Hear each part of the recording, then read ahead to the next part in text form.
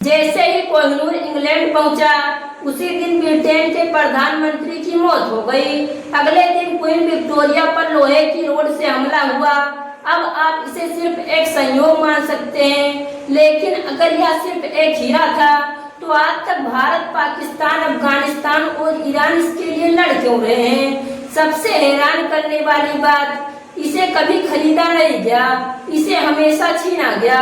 करीब 700 साल पहले आज के आंध्र प्रदेश के गोलकुंडा क्षेत्र में दुनिया का सबसे अजीब हीरा मिला। उस समय इसका वजन लगभग 700 कैरेट था। इसकी चमक इतनी असाधारण थी, जिसने भी इसे पहली बार देखा उसकी नजरें हट नहीं पाई। यह हीरा काकतीय राजाओं के पास पहुंच गया और यहीं से इसकी कहानी शुरू हुई। लेकिन कुछ सालों बाद दिल्ली सल्तनत के शासक अलाउद्दीन खिलजी के सेनापति मलिक काफूर ने वारंगल पर हमला कर दिया। साम्राज्य हार गया, खजाना लूट लिया गया, कोहिनूर दिल्ली पहुंच गया और धीरे धीरे यह मुगल साम्राज्य के पास पहुंच गया। और बाबर को यह हीरा इतना पसंद आया और उन्होंने कहा कि इस हीरे की कीमत पूरे दुनिया के एक दिन के खर्चे के बराबर है। लेकिन बाबर की मौत के बाद उनका बेटा हुमायूं शेर शाह सूरी से हार गया। जान बचाने के लिए वह फारस भागा, लेकिन अपने साथ कोहिनूर को ले जाना नहीं भूला। फारस पहुंचकर उसने वहां के शासक शाह तामस्यब से मदद मांगी और बदले में अपने पास मौजूद सबसे कीमती चीज यानी कोहिनूर को उसे दे दिया। पहली बार कोहिनूर भारत से बाहर चला गया, लेकिन कुछ सालों बाद शाह तामस्यब ने राजनीतिक कारणों से अहमदनगर सल्तनत के शासक को यह हीरा भेंट कर दिया। यह हीरा दोबारा भारत लौट आया। कई हाथों से गुजरते हुए यह शाहजहां के पास पहुंचा। शाहजहां को यह हीरा इतना पसंद आया कि उन्होंने इसे अपने खजाने का सबसे खास रत्न बना लिया। लेकिन उनकी एक इच्छा थी, वे चाहते थे यह हीरा पहले से ज्यादा चमके। इसीलिए उन्होंने उस समय के सबसे मशहूर डायमंड कटर को इसकी कटिंग का काम सौंप दिया। लेकिन यही उनकी सबसे बड़ी गलती बन गई। कटिंग के बाद यह हीरा 793 कैरेट से घटकर 280 कैरेट का रह गया। इसे देखकर शाहजहां गुस्से से आंख बबूला हो गया, लेकिन इससे भी बड़ा झटका उसका इंतजार कर रहा था। कुछ साल बाद उनके अपने ही बेटे औरंगजेब ने उसे कैद कर लिया और खुद बादशाह बन गया। समय आगे बढ़ा, मुगल साम्राज्य कमजोर होता गया और फिर आया 1739। फारस का शासक नादिर शाह दिल्ली पर टूट पड़ा। मुगल साम्राज्य हार गया और खजाना लूट लिया गया। लेकिन यहीं पर मोहम्मद शाह रंगीला ने आखिरी चाल चली। उन्होंने कोहिनूर को अपनी पगड़ी में छिपा लिया, लेकिन नादिर शाह को इसकी भनक लग गई। उन्होंने दोस्ती की रस्म निभाने के लिए पगड़ी बदलने का प्रस्ताव रखा। मजबूरी में रंगीला मान गया, लेकिन जैसे ही पगड़ी बदली गई, हीरा नीचे गिर गया। उसे देखते ही नादिर शाह के मुंह से निकला कोहिनूर यानी रोशनी का पहाड़। उसी समय से इस हीरे का नाम हमेशा के लिए कोहिनूर पड़ गया। लेकिन ज्यादा दिन तक नादिर शाह भी इसका मालिक नहीं रह पाया। कुछ समय बाद उनकी हत्या कर दी गई और यह हीरा उसके सबसे भरोसेमंद जनरल अहमद शाह दुर्रानी के हाथ लग गया।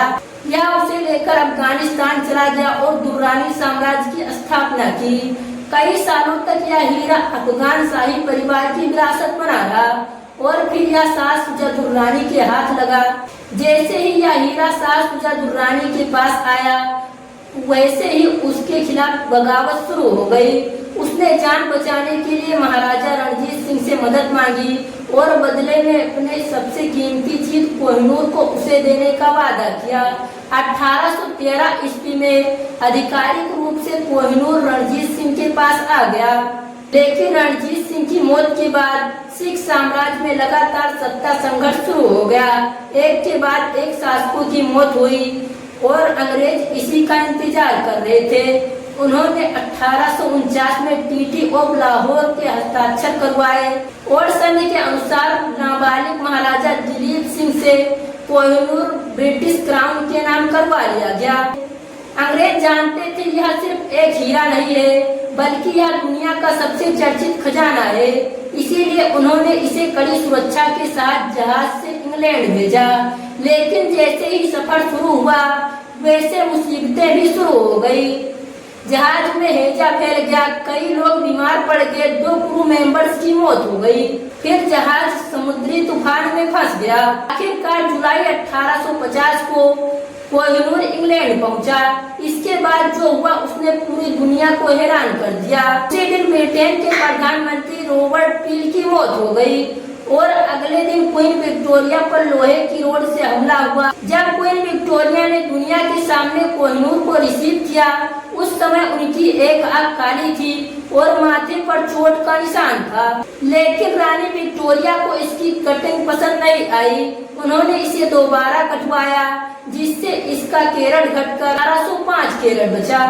यही वजन आज भी कोहिनूर का है। कुछ ही सालों बाद उनके पति प्रिंस अल्बर्ट की भी मौत हो गई और धीरे धीरे इंग्लैंड में यह मान्यता बन गई कि यह पुरुष शासकों के लिए अशुभ है। इसीलिए आगे चलकर इसे सिर्फ रानियों के मुकुट में लगाया जाने लगा। लेकिन कहानी यही खत्म नहीं हुई। फिर आया 1947, भारत आजाद हो गया। उसने कहा कि यह हमारी सांस्कृतिक विरासत है, लेकिन इंग्लैंड ने इसे इनकार कर दिया। 1953 में फिर मांग उठी, फिर इनकार हुआ। फिर पाकिस्तान ने कहा कि यह लाहौर से गया था, इसीलिए इस पर मेरा अधिकार है। फिर अफगानिस्तान ने कहा कि यह दुर्रानी साम्राज्य की विरासत है, इसीलिए इस पर हमारा अधिकार है। ईरान ने भी अपना दावा पेश किया, यानी कि अब एक ही हीरे पर दुनिया भर के दावे चल रहे थे। 1992 में राज्यसभा के सांसद कुलदीप नायर 25 सांसदों के हस्ताक्षर लेकर ब्रिटिश सरकार के पास पहुंचे। मनमोहन सिंह और कई नेताओं ने इस मांग का समर्थन किया, लेकिन कानूनी लड़ाई आज भी चल रही है। कई याचिकाएं दायर हुई, लेकिन कुछ भी नहीं हुआ। भारत का कहना यह दबाव में लिया गया था, यह हमारी सांस्कृतिक विरासत है। लेकिन वहीं ब्रिटेन का कहना था कि यह उसे ट्रीटी ऑफ लाहौर के तहत कानूनी रूप से मिला था, इसीलिए इसे वापस नहीं किया जाएगा। नहीं तो दुनिया भर के संग्रहालयों में रखी गई हजारों वस्तुओं पर ऐसे ही दावे शुरू हो जाएंगे। यही वजह है कि आज 700 साल बाद भी यह सिर्फ एक हीरा ही नहीं, बल्कि इतिहास, राजनीति, कानून और साम्राज्य की लड़ाई और कई लोगों की भावनाओं का प्रतीक बन चुका है। सबसे दिलचस्प बात, आज तक कोई नहीं जानता कि कोहिनूर सच में श्रापित है या नहीं। लेकिन एक बात तो तय है, जिस हीरे ने सैकड़ों सालों से राजाओं, बादशाहों, साम्राज्य और देशों को अपने पीछे दौड़ाया, आज तक उसकी कहानी नहीं खत्म हुई। आपको यह कहानी कैसी लगी कमेंट में जरूर बताइए और इस वीडियो को एक लाइक कर दीजिए और प्लीज चैनल को सब्सक्राइब कर लीजिए।